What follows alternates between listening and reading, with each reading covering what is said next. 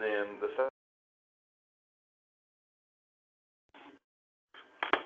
There we go. Nice. all right. Hey. Hey. All right. Cool. Well, how did I do? Good deal. Good deal. I can move this guy up here because it always gets in my way, and this guy always gets in my way. All right. Fantastic. Good deal. All right, guys. So this week is about chapter 2. We'll go through probably the first 10 pages of it. I added some extra stuff in here out of the CSSP student manual from IT Squared. But really, the focus of the first part of this chapter is really about the interfacing of the human side and how that deals with security. So really going to just kind of focus on that. You're going to go through some policy stuff, and I promise you after we get through, I think this chapter, we'll stop getting into so much policy and really getting into some nitty-gritty stuff. And I think at the end of it, we'll kind of get some nitty-gritty as well. So next week, we'll definitely have a better deck. I built this while I was having contractors at the house, so I didn't get but about 10, 15 slides built for this week, so it won't be as long as normal. But we'll go ahead and get started here. All right. All right. This chapter covers human side security, from establishing secure hiring practices and job descriptions to developing an employee infrastructure. Humans are the weakest element of any security solution. It is very important to take this into account when designing and deploying security solutions for the environment. We will also look at how employee training, management, and termination practices are considered an integral part of creating a secure environment. Quick note about that. If you offer good training to your employees, if you offer good onboarding experiences to them, they're going to be more than willing to stay in the long term. Hold on, somebody else is coming in. Hold on, I have to let them in. I apologize. +12125588915 is now joining. All right, I don't know who that was. Welcome, whoever just joined. I think it's Forrest. Yep. All right. So again, making sure that you train your employees, offer them training, help to curtail. This is not just about security, right? So help curtail whatever their job function is to, a training package for them or some sort of way to help build them up till they get to the next level. These are things that are going to create employee retention, create great co-workmanship, stuff of that nature. And we will also examine how to assess and manage security risks. Now, the latter part of that, we're going to really get into that later in the chapter, but I kind of put it here as an overall starting point. All right, hiring process. 5 steps. Create the job description, set classifications for the jobs, screen your candidates, the hiring process itself through HR, and then training those employees. I'll start out with saying that whenever we, as far as ex-Wunderlich was concerned, because that's one thing I can really say, previous experience, we never really did a great job of training people. It was kind of get you in and throw shit at you or throw stuff at you and hope that you pick it up kind of thing, and go with it. We were always there to mentor if we needed to, but we were really bad about it. And that's something, I want us to get better at over time, and we will get there. As we cross-train each other as well on different topics, it'll become better. But as like Dedrick brings people onto the desk and stuff, we've got some SOPs and stuff that are out there, but I would like to be able to build some of that stuff for some of our admin positions as well. So we'll get there, and as we're going through security as well, those will be developed. All right, job descriptions. Job descriptions help provide the following. They lay out the desired employee type. They map out specific responsibilities and tasks. They address or should address security issues. Many organizations overlook this important area. It's one key thing that I really didn't think about whenever I was going through this class before, is that to have call-outs in your job descriptions for what parts of security you're responsible for. You want to make sure that in your job descriptions that whatever job that person has, they have some level of check against what their security requirements are, whether it be hardening a server, make sure they're following best practices of termination of employees and getting rid of the system, whatever it may be. You need to have those things in there so that they can be aware of what their responsibilities are, and that's the only way that you can really gauge against that when you're doing, following up on their job or doing an annual review with them, right? All right, assigning roles, assigning different roles, whether, you get a server admin in or something and you assign them roles of, server administration, VMware administration, whatever it is. But sometimes you're going to take those job roles and rank them by privilege. And those privileges be classification, what data that they may have access to, that sensitive information, or classified material. Other notes, don't allow your job description to become stale. Make sure that you regularly reread them and make sure they still cut the mustard. There's nothing worse, and this is something that I used to do pretty bad as well, is that, over the time of being at the company, we never really went back and looked at those job descriptions, until we needed that position, right? Again, we never really went back and refreshed it or updated it to what the newest server environments were, the newest environments that we were working in were. So making sure that you stay up to date on those are very important. That way, one, it's like doing your resume, right? Make sure you keep it up to date so that you're not spending so much time thinking about, what have we implemented now, or what should we put in here now? So those are very important. Some organizations must craft job descriptions being compliant with SOC 2 and also ISO 2700, which requires annual reviews. All right, separation of duties. This prevents any one person from having the ability to undermine or subvert vital security mechanisms. Helps to prevent fraud or conflicts of interest. Protects against collusion. Definition of collusion is the occurrence of a negative activity by two or more people with the purpose of fraud, theft, or espionage. If more than one person is involved in the activity, the likelihood of the evidence of the violations is more likely to be found. Kind of clear that up in layman's terms is, I like to use the example of office space, right? So you had three people in the company working together, and they figured out a way to skim some pennies off of the accounts, which netted them a couple million, I believe, if I can remember correctly. But that's collusion, right? You're working together to commit a crime or commit fraud. And then also, this gets in the second sentence, you're getting in not just into that type of activity, which definitely leads to the ability to have some other evidence left behind, but I like to use a murder in this case as a good example. If you did the murder yourself, you planned it out, you've done whatever it is, you're going to try to think, if you're smart about it, you're going to try to not leave any evidence behind.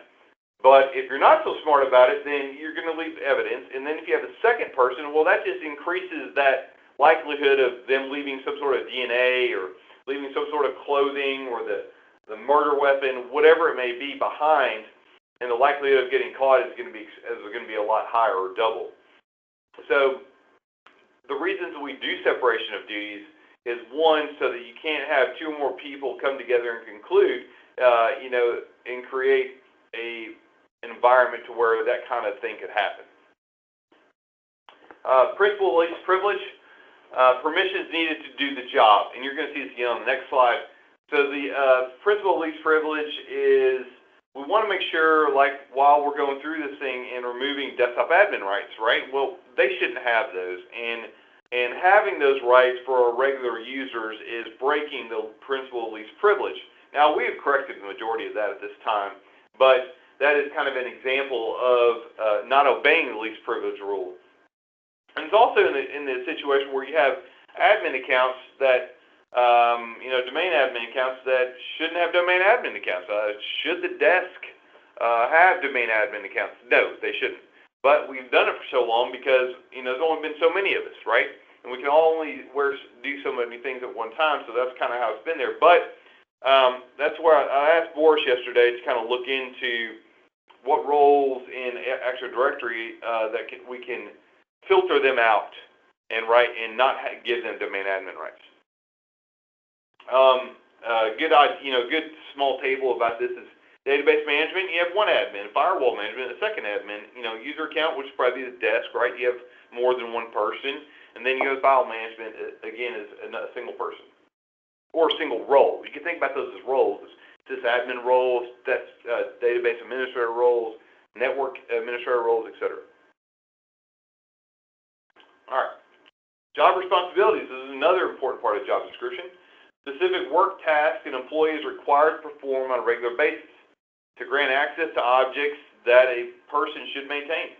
You should follow the practice of least privilege. Again, minimum amount of access required to do the job. Job rotations. Rotating people through multiple jobs. This improves the overall security of the organization, promotes knowledge redundancy. There's less downtime if more employees know how to do the job because they're not relying on a single person. It reduces fraud, theft, data modification, sabotage, and misuse. It also protects against privilege creep, which I'll define in the next slide, and it makes it easier to detect abuse, provides peer auditing, and protects against collusion. Job rotation is not something we really employ here, and simply because when you have job rotation, you usually have a larger staff, right? You usually have a larger grouping of people. Sometimes they're siloed into a job, and then you flip them through these jobs, and it spreads more knowledge, but it also helps create that redundancy situation. We're going to get there. We're trying to train people and to do things. Dave's taking the time out of his week, at least once a day that I'm aware of, to sit with LaToya and teach her about server stuff and VMware. I applaud you, Dave, for doing that. Thank you. And this is something that we should all do. That when we can. But again, we are limited in what our ability is to do that at this time with the amount of people we have.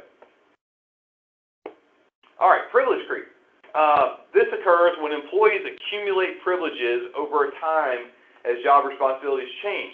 I put Schaffer example here purely for me to call it out so I would know, because he's the only guy that I know in the company that has done this several times, right? We have a guy here in Memphis named George Schaffer. The guy has been an employee of at least 4 different departments over the years. I think he left one time, came back. But, this in the past year, he was in the PRD group within the independent side. Then now he's in compliance, right? Well, one thing that the reason I bring it up is that, one, he flips these jobs. So whenever the desk is flipping his job over, they need to make sure that they remove those permissions. And the last time I was in there after he had left, and I know he'd been in compliance for like a month, I was in there and noticed that he still had access to all the PRD stuff, which he shouldn't have had, right? So I removed it. But that's an example of privilege creep. I could be an example of privilege creep too, I guess, but over time of being in a job for so long, but same kind of thing. Cross-training, this is similar to job rotation, but they are not rotated through the jobs on a regular basis. This is when your employees, come together and teach each other how to perform the job or how to perform a task. That way, if they get hit by a bus, somebody can take over or help out, or if there's chaos going on and, we need some extra bodies to hit one particular thing, that's how cross-training can really help out. All right, candidate screening and hiring. Screening is based on the sensitivity and classifications defined by the job description. When you're screening employees, you're screening to make sure that, they don't have any bad things on their record, they look trustworthy, lead to social networking, backups and stuff like that. There's all kinds of things. Essential elements to validating an adequate, qualified, and trustworthy candidate. Screening, background checks, reference checks, education verification, and security clearance. These may be kind of small to y'all. Sorry if they are. I try to fit a lot on one page. When you perform a background check for a potential new hire, your common tasks may include verifying their work history, education history, checking references, interviewing colleagues, neighbors, friends, checking police and government records for arrest and illegal activity, verifying fingerprints with FBI, driver's license verification, validating birth certificates, polygraph testing, drug testing, personality evaluation. I'll give you a good example of this. I think I've had a job or applied for a job to where I've been through every one of these particular situations. The ones that are kind of outlandish that we don't normally see every day are personality evaluation, polygraph testing, and those are probably, and then interviewing your neighbors and friends, right? So the reason I've got example CIA up there is not so much for the CIA that we've been talking about security. This is about Central Intelligence Agency.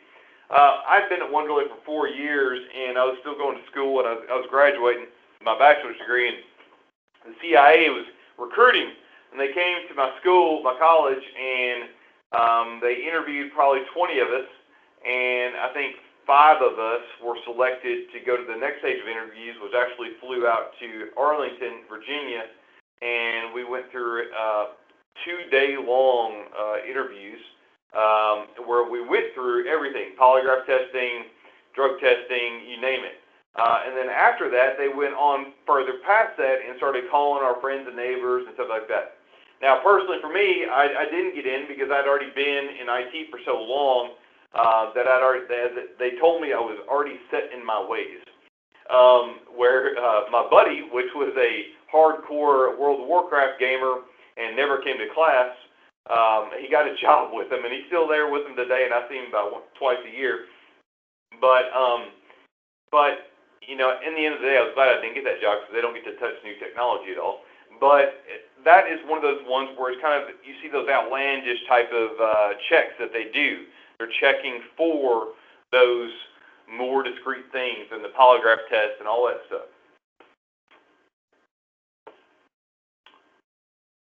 Background checks and employment agreements. Social media, I said this earlier, and I want to put it at the end of the last slide, but there just was too much to put in there. Social media has become a large used thing, whether it's LinkedIn, whether it's Facebook, Instagram, the old MySpace days. It's out there, right? It's out there for the world to see, and people don't think when they put stuff out there, and you can really find those people that aren't the most best people you want working for you. You can find those profiles out there, and find some lewd pictures, whatever it may be. But it's become common practice, and it should be taken into account nowadays as it is public knowledge. And it is totally legal to use this when you're evaluating people. So I would definitely use that. Employment agreements. All employees should be required to sign an employment agreement when they accept a position in the organization. These agreements outline rules and restrictions of the organization, the security policy, the acceptable use policy, or otherwise UAP, activity policies, details of the job, violations and consequences, and the length of the position. These can all be in separate documents in an employee handbook, as we commonly see them.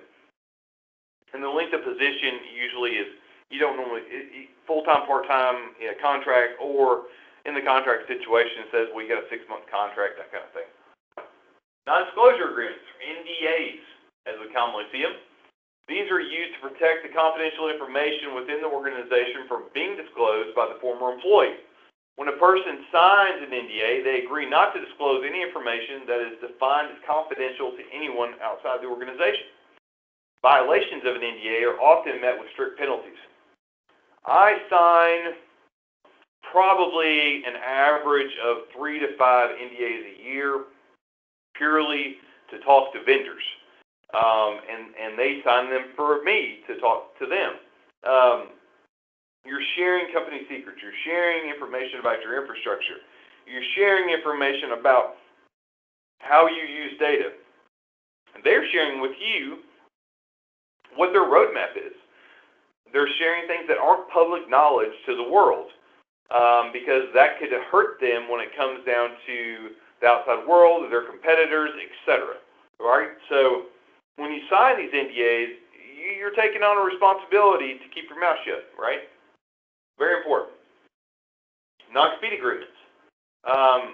These attempt to prevent an employee with special knowledge of secrets from one company from working in a competing organization in order to prevent that second organization from benefiting from the worker's knowledge. Oh, that was a spaghetti mess here. So pretty much what the end of the day is you're signing an agreement saying that you're not going to go work for another employer that is in the same business that your current employer's in, because, you know, and they usually have the time window on it, right, like a year or 2 years, maybe 6 months, so that any particular secret work that they're doing, you can't share with that competitor to where it's going to give them a competitive advantage over your previous employer. Normally, you're going to see these both together, an NDA and an NCA together. Normally, you're going to see them at the beginning of an employment. However, if you're in some crazy places, not crazy, but other places, you're going to see an NCA at the end when you're exiting the company.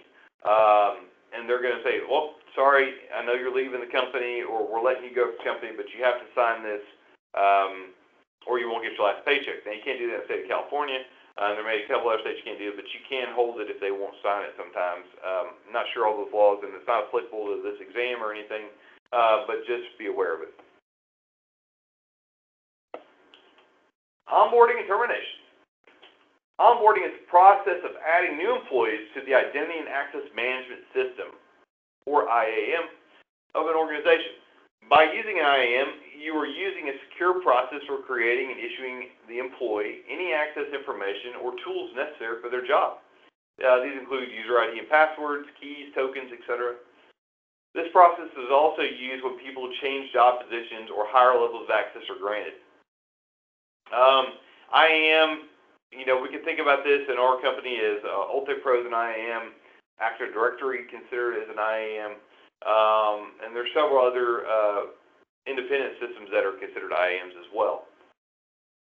Well-designed onboarding practices can result in higher levels of job satisfaction, productivity, faster integration with other workers, rise in the loyalty of that employee, stress reduction, and decreased occurrence of resignation. I kind of mentioned this at the beginning.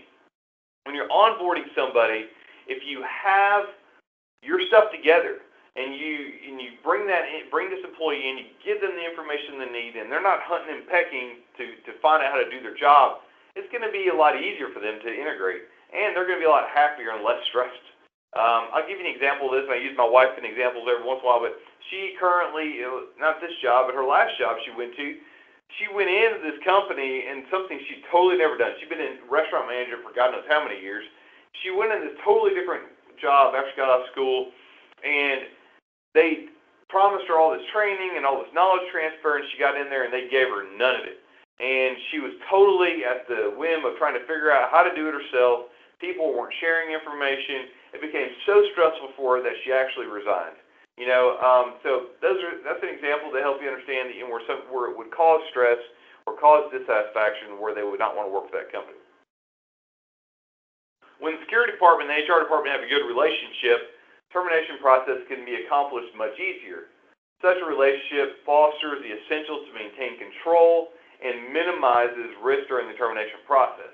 I've always had a really good relationship with HR over the years. They've been good to me as far as mentorship, as far as to become a better manager, how to do these things properly, and also it makes the job so much less stressful on the person that's being terminated, or vice versa on you on how you have to perform that termination. Having a good relationship with them is a key thing when you're dealing with security, because one, to help you understand when to terminate those people, how to shut down their access, etc. Another department that I say is really good when it comes to security, and that department is compliance.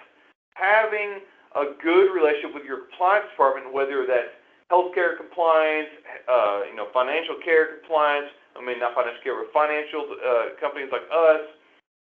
There are several different ways that compliance builds into what we do on a daily basis. Having a great relationship with them, understanding what they're required to do is for their job, that you're required to do to make in tandem with them, is very important. So that's another great relationship to have out there. Termination, whether the employee is leaving voluntarily or at the request of the organization, should be similarly codified. You should disable or remove an employee's access at the same time as or just before they are notified of being terminated. There's nothing worse than, terminating someone and then they walk out the door and you have a shut down their access, they get home, VPN in, and they wipe out, your domain controller. They wipe out their files that you might need to do the job. They got those SOPs in their folder that you rely on to do that job, right? So make sure that it's done at the time of the termination or just before, like when they're being walked to the termination meeting. The organization will also need to recover any of its property from the employee, including devices, hardware, access control items such as identity access badges, keys, tokens. There should be an exit interview to determine why the employee is leaving when it's due to voluntary resignation, and a review of the terms of any NDA that may have been signed by the employee, and the employee should be escorted from the premises. I'll come back to another thing in a second. The termination of an employee should be handled in a private and respectful manner. Always, I don't know why I didn't fix that. Always have a witness and preferably a higher level manager or a member of the HR department.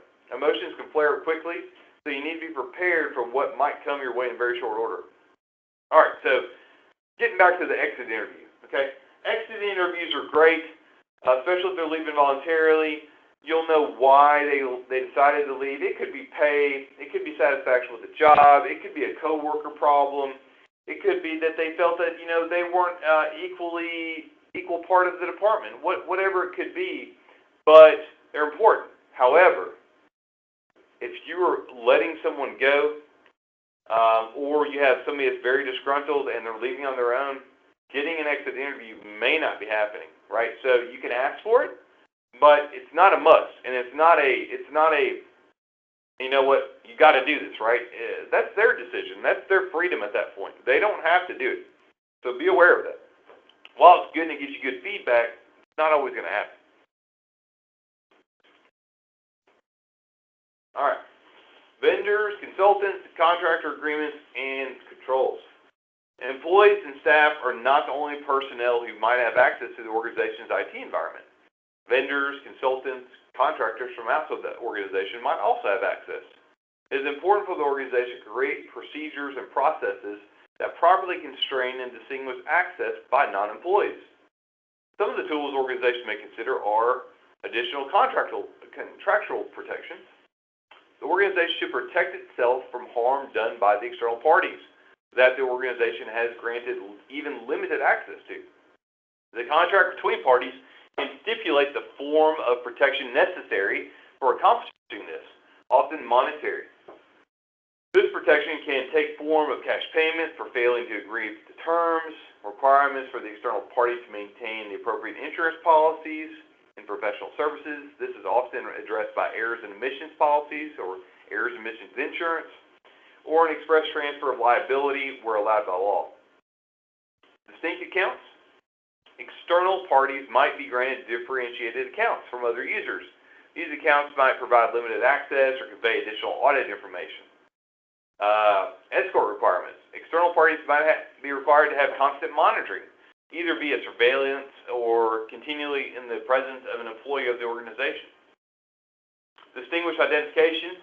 Identity and access badges for non-employee personnel might be different than employee badges, such as having distinctly different colors or shapes. As with the internal process, external personnel should be required to sign non-disclosure agreements to concede and recognize the organization's ownership of its proprietary assets. Service level agreements.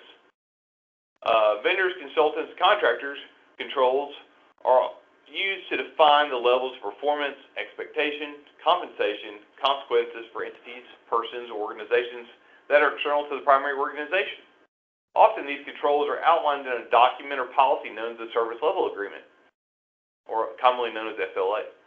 It is wise to put FLAs in place for any data circuits, applications, information processing systems, databases, or other critical components that you rely on. They're especially important in cloud services. Why are they important in cloud services? Well, you are depending on another company to provide a critical service to you. Office 365, Amazon AWS, Azure, these systems you're relying on because you're not housing it inside of your data center anymore. You're relying on a third party. You're paying them a large sum of money every month to use this service, you want to make sure that there's uptime. You want to make sure that there's no data corruption, right? So when you have SLAs in place and that goes below the 5 nines, 7 nines, whatever the availability is or whatever the data loss, protection they state is, you want to make sure that you have some sort of, payback on that, right? That could be monetary.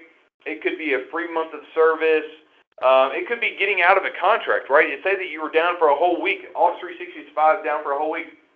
We might have an SLA built into our contract with them that says, okay, if you're down for a week, we have no legal obligation to be part of a customer of your tenant anymore, right? We have the ability now to leave your tenant and go to another company, like Google or something of that nature, right? Not that I suggest that or anything, but in SLAs, you definitely want to make sure that you have those in place because it's a kind of a safety net for you. Now, are you really going to see that money? Probably not. It may be a discount or a line item on the invoice, but it's important to have them in place there. The contractual obligation part about get out of those big contracts, that's an important one, though. You definitely want to make sure you have something in there. And that leads me to another point. Having good qualified legal staff that understands cloud services is extremely important. Tim and Mike and I talked about using cloud services for like Azure and AWS and stuff. And the only thing I've always pushed back on is we don't have the internal legal knowledge around cloud services to offer that kind of service. We would have to refer with external legal counsel or something that's very good in this, can read over the contracts, understand them, and help them explain them to us so that we understand exactly what's going on there.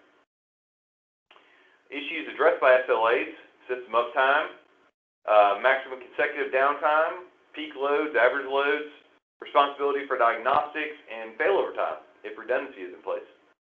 SLAs usually have some form of monetary payback or contractual release, as I stated earlier. Compliance policy requirements. Compliance is the act of conforming to or adhering to rules, policies, regulations, standards, or requirements. It could be by legal, it could be by the government, it could be by regulatory bodies such as we are with FINRA, SEC, SOX, right? On a personnel level, compliance is related to whether individual employees follow company policy and perform their job tasks in accordance with defined procedures. This means following the standard operating procedures. This means following the written supervisory procedures, whatever it may be. If employees do not maintain compliance, it could cost the organization in terms of profit, market share, recognition, and reputation. If an employee is not training in accordance with the compliance policies, you cannot hold it against them. In other words, if you do not get written or electronic confirmation that they have read the policies or that the policy has been explained to them, you can't legally hold them to that. So you can't come back to them and hold that against them. You can't hold it against their job or hold it against a raise or a job promotion. You can't do that if you haven't properly gone through and done that, right? So every year we have to attest to our company policies, right? But it's an electronic form. It's a must-do. If not, you get fined for it. It comes out of your paycheck, etc. But that's how compliance holds that. Most compliance policies require checks and balances to make sure that the tasks that are supposed to happen actually happen. All right, privacy policies and requirements. When personnel have access to personally identifiable information, PII, it is imperative that the organization documents that the personnel understand and acknowledge the organization's policies and procedures for handling that type of data. This type of documentation is similar to the acceptable use policy, but it's specific to privacy. The organization's privacy policy should stipulate which information is considered PII, the appropriate handling of procedures and mechanisms used by the organization, how the user is expected to perform in accordance with the stated policy and procedures, any enforcement mechanisms and punitive measures for failure to comply, and references to applicable regulations to which the organization is subject.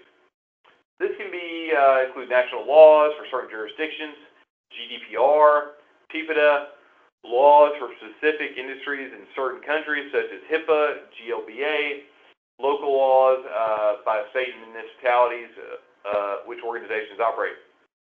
A lot of the terms up there you may not know of. I can't give you a good example of PIPEDA. GDPR is global data protection. That is a new law that went into effect last year with Europe.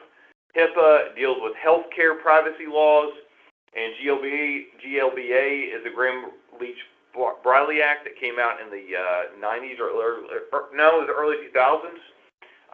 Next week, I'm going to have a slide that goes over just these laws. It's going to be kind of out of place, but I want to give you all context and understanding what they are and give you a definition of them. We will get into more of them later, but I'm definitely going to break out a couple of slides possibly on that.